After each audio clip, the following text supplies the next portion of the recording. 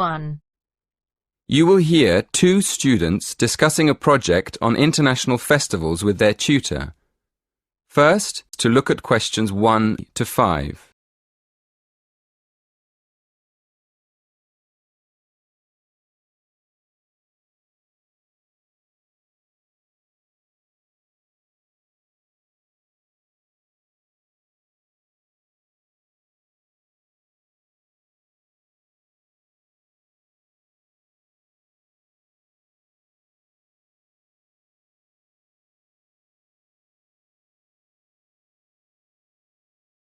Listen carefully. Good morning. Shall we start by looking at the topic of your project? So, what have you decided to research? Well, we thought we'd compare festivals in different countries and see if any of them are similar. Yeah, you know, like the carnival celebrations in South America and the water festival in Thailand. OK. What exactly are you planning to study? The origins of the festivals? The types of celebration? People's attitudes towards the festivals? We were planning to look at the origins of the festivals and the time of year they're celebrated. We're thinking of looking at the connection between the seasons in different countries and the actual festivals, and then looking for similarities between countries that are quite far apart. Well, that sounds interesting.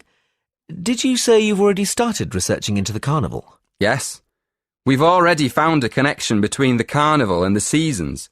For instance, some researchers say that a very long time ago in Europe, people used to put on colourful masks and costumes at the beginning of the year to celebrate the end of winter, and then they could get ready for spring. Right. And then what happened? Well, as the years went by, the purpose of the carnival changed, and it became a religious festival. These days, there are big carnival celebrations in countries all across the world, like Brazil and India and Indonesia. But an interesting thing we discovered is that in some countries, people celebrate the carnival by throwing water at each other in the street. Well, we thought that obviously this is because carnival's celebrated at the hottest time of the year, just before the rainy season. So splashing people with water is a very good way of cooling them down. Before you hear the rest of the conversation, look at questions 6 to 10.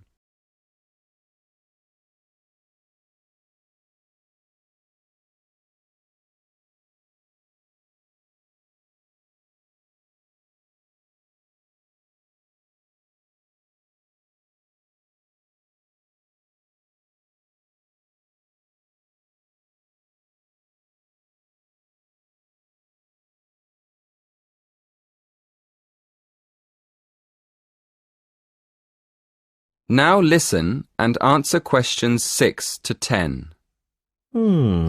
Yes, that makes sense. Did you look into any other festivals? Yes, we did. What we're planning to do is more research into water festivals. We found that in Asian countries, where there aren't any carnival celebrations, there are still festivals that involve people splashing each other with water. Actually, we found references to them in Burma, Thailand, Vietnam, China, and Japan. But we also found a reference to a water festival in Mexico. So we thought we'd look into that a bit more and see if we can find any similarities between these countries. We realised that water is more than just a way of cooling people down in hot weather. It also has a lot of different religious meanings and purposes. For instance, we found that in some societies, water can mean life or wealth or just luck. Yes, and another thing we found out is that these water festivals often celebrate the beginning of the new year, just like the original celebrations hundreds of years ago before the carnival. So, up to now, we found that the carnival and the seasons are linked by ancient traditions, and that water plays an important part in the celebrations. That is the end of part 1. You now have half a minute to check your answers.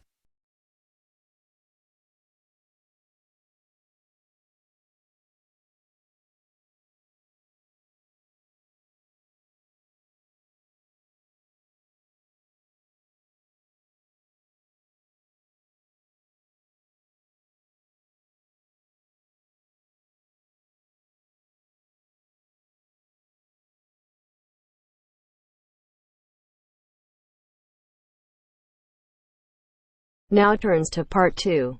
Part 2. Listen to the whole survey in the correct order and answer the questions.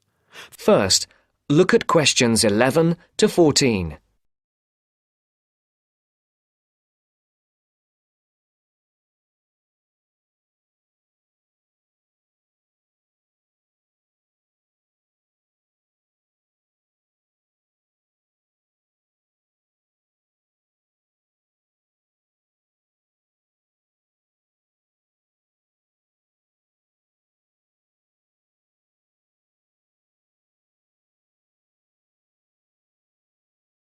Listen carefully. Excuse me. Good morning. We're students from St. Anne's School and we're doing a class survey. Have you got 5 minutes to answer a few questions? I suppose so. What are the questions about? About spending habits, people's attitudes to money and what they spend money on. Well, yes, OK, but only 5 minutes. Thank you. OK, first of all, if you don't mind answering, what income band are you in?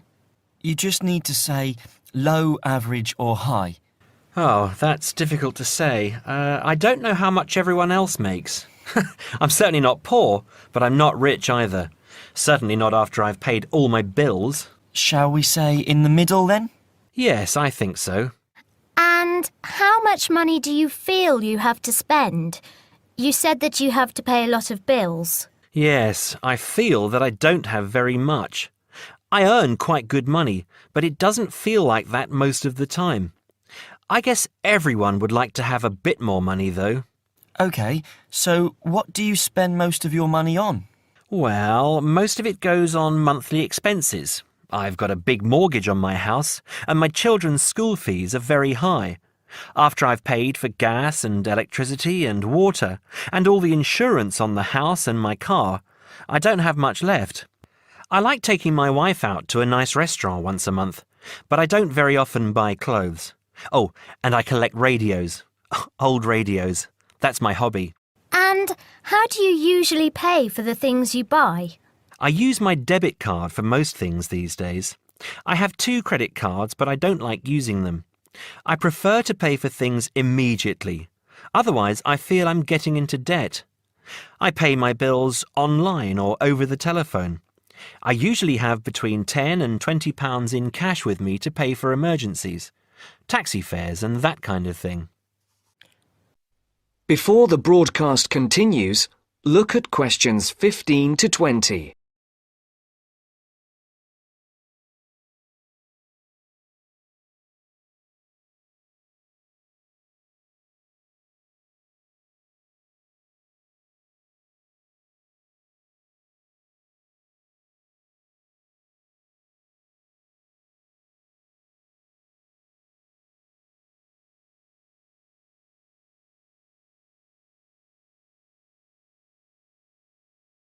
You will now listen to the second part of the talk.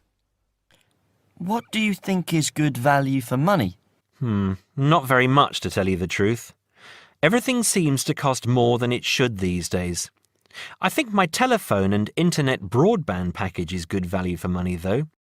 That's my telephone line, any number of national calls and unlimited internet use for only £22 a month.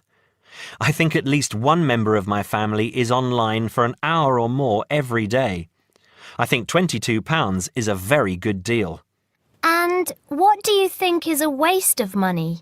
Personally, I don't understand why anyone buys a new car. They are so expensive, and as soon as you drive them out of the showroom, they're worth £3,000 less. Perhaps I'm just saying it because I can't afford a new car myself. But to me, it seems so much more sensible to buy a good second-hand car for half the money. Do you ever buy anything you can't afford? Yes, I collect radios, old radios. I have 9 now, and they're quite expensive. I paid £350 for a 1950s radio last month. I didn't have much money for the rest of the month after that. My wife thinks I'm crazy. But it's important to treat yourself occasionally, don't you think? My wife buys nice perfume and lots of clothes, and I have my radios. OK, so finally, would you say that you're a spender or a saver?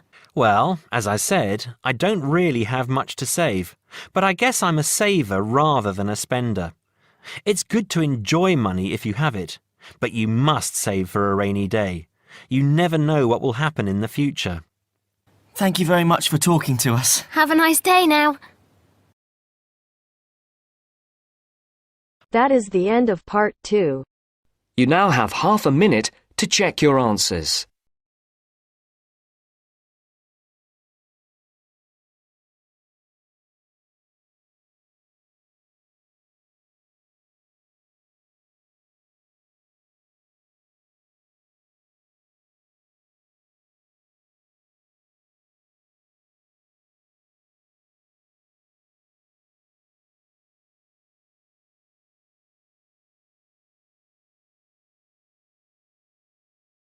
Now turns to part 3.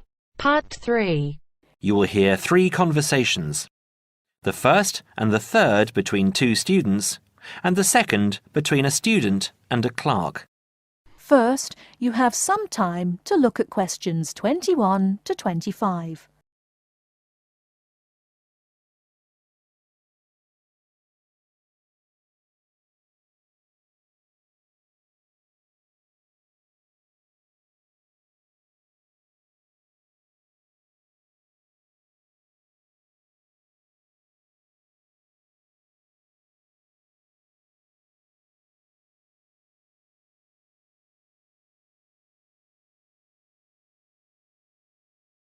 Now listen carefully and answer questions 21 to 25. I'm looking for the main hall. So am I. Are you going there to register for next year? Yes, I was told to go to administrations and fill in an application form. That's what I'm about to do. I went to information and they told me it was at the end of this corridor. Then we have to turn left and immediately right. That should lead us to the exit, where opposite we should find the entrance to ground level main hall. It's a big old red building. From there we need to go to the first level and then follow the signs. Apparently it's the second office opposite the foyer. It would be pretty hard to miss. That sounds easy. It shouldn't be too hard to find. Well, since we're both heading in that direction, let's go together. Hopefully it won't take too long. I haven't had anything to eat and I'm starving. Me too. Well, how about I go to the canteen and get us something while you make your way to the main hall? I'm sure there's going to be quite a wait. There always is. I can meet you there. Sounds like a good plan. What do you want me to get you? How about a chicken and salad roll and a drink? Okay. What if they don't have a chicken and salad roll? Anything similar, like ham and salad, or just plain salad and cheese. Oh, and don't forget the drink. I feel so dehydrated. No problem. What type of drink? I don't know. How about a Coke? No, nothing like that. Something healthier. An orange juice? They're usually full of sugar unless you get it freshly squeezed. Water? Yes, that's perfect. Here, take £2. That should cover it.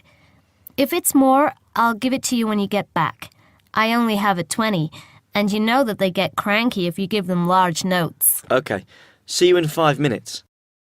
Before you hear the rest of the talk, you have some time to look at questions 26 to 30.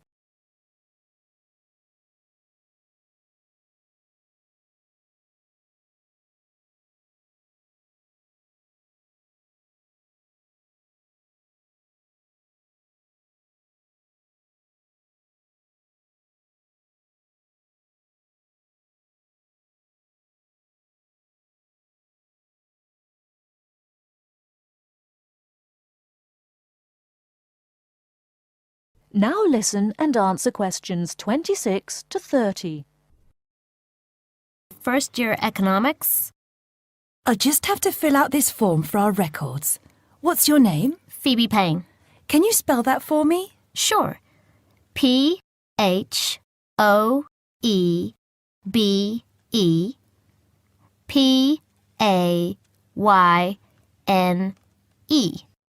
Your address?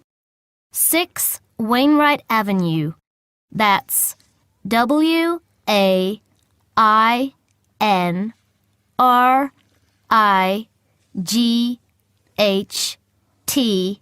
Nottingham. Nottingham. And your phone number? It's not connected yet. I've just moved in. OK. When you get your phone connected, contact us. I'll just make a note that your phone number is to be advised. I'll do that. What course were you doing? Law? No, economics. First year. First year economics. Yes, that's right. OK. Take this card across to the economics department and get it stamped. And then you need to come back here to pay your fees. I've made an arrangement to pay in installments. Do you have any documentation verifying that? Yes, I have a statement from administration. OK, when you return, we'll have a look at it. Thank you very much. Here you are. It was quicker than I thought, but I have to get this card stamped and return here to organize my fees. That's good. It means that I won't have to wait long either. How did you get on? What with? Oh, the food. Well, there wasn't much left, so I got you a cheese and tomato sandwich and water. That's fine. Do I owe you any more? No, I need to give you back £3. But I only gave you 2. Oh, yeah. I thought you gave me a £5. OK, so we're square. So what do I have to do? Go to the desk and give your personal details. Then they'll give you a card that you need to take to your faculty. What's your major? Environmental science. OK, so you'll have to take the card to the environmental science faculty and get the card stamped, return to administration in the main hall, and organize your fees. And that's it? Yes, that means you're registered. Then we receive a letter with the details of our course where we'll be informed to go to the notice board or online to find out when and where our lectures are. OK. Let's have this bite to eat first. That is the end of part 3. You now have half a minute to check your answers.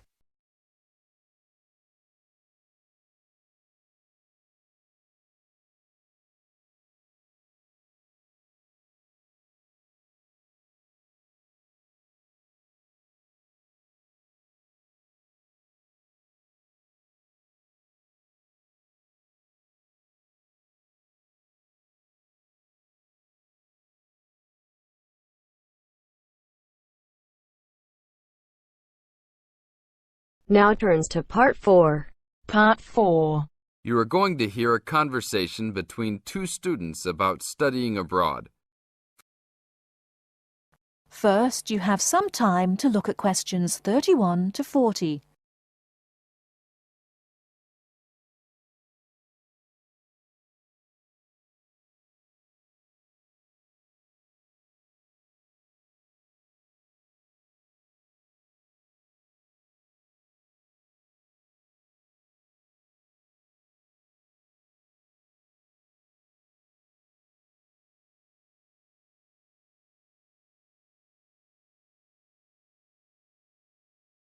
Now, listen carefully and answer questions 31 to 40. Hey Mary, how's school going? Haven't seen you in a while. What have you been up to? John, good to see you again. I've been really busy the last couple of weeks. I'm applying to study abroad next year. Really? So am I. I think it will be a great experience to be able to study in another country. What country do you want to go to? At first I wanted to study in Africa, but my parents really don't want me to go there because they think it will be dangerous. So now I'm thinking about going to Spain, Italy or Japan. Actually, I think Africa would be a fascinating place. I would want to go there to visit. Maybe not to study, but definitely I would want to go visit. For next year, I want to go to either China or Germany to study. But my parents can't afford any European countries. So maybe... Why China or Germany? Well, I want to go to China because I think it's a really interesting country with a long history. Plus, it has been changing so much, and I think it is a great time to be there. I really want to improve my Chinese also, and I've been taking Mandarin courses the last 2 semesters. I would want to go to Germany because my mother is German, and I want to learn more about my cultural background. How about you? Why the countries you chose? Well, I want to go to a Spanish-speaking country. I took Spanish in high school, so I figure if I go to a Spanish-speaking country, I'll be better off knowing some of the language already. But I have already been to Mexico many times, and South American countries don't have classes for my major, except for Brazil, but they mostly speak Portuguese there. I would want to go to Italy because I want to do a study about ancient Roman civilization. It has always been a dream of mine to go and see Pompeii and the volcanic ruins. Plus, my family has Italian roots and I love Italian food. I want to go to Japan mainly because my girlfriend was born in Japan and always tells me all of these fascinating stories about Japanese history and culture.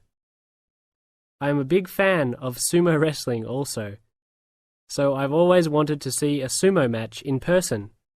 I really love sushi and almost all Japanese food. Recently, I have started to watch some Japanese baseball too. But of course, these are all secondary reasons. My main reason is of course my girlfriend and understanding her culture. I don't speak any Japanese though, so that is my major drawback. I think it is much better to go to a country if you can speak the language. That's great. When do you have to decide by? I have to finish all my applications this week. I'm really stressed trying to finish everything, on top of all my schoolwork. I'm almost done with my applications. I just have to finish the Italy application. I think my last choice is Italy, so I'm doing that one last. How long do you want to go for? I think I'm only going to go abroad for 1 semester, or else I won't be able to graduate on time. I have many classes left until I can finish my degree, and I'm not sure if I will be able to take them studying out of the country. I think I might be able to study in Spain because my Spanish is fluent, but definitely not in Italy or Japan, unless they have classes offered in English. I want to go for a year. I've heard that it's better to go for a year because you get a full experience and get a better grasp on the language. But I understand that most people can't finish their degree in time. It was hard trying to decide which country I would rather go to, but I think my first choice is to go to China. I know Germany will be great also. Either way, I will be thrilled to have the opportunity to study there. What's your first choice? I really don't have one. Actually, I think I'm like you. Just being able to study in another country will be great. Either Japan or Spain will be awesome. Italy will be awesome too. But I've been there a bunch of times, so I think I prefer to go somewhere else. Sounds exciting. We'll have to go to class now. It was great talking to you again. See you around next time? Yeah, sure. See you around. Hope that everything goes well. That is the end of part 4. You now have half a minute to check your answers.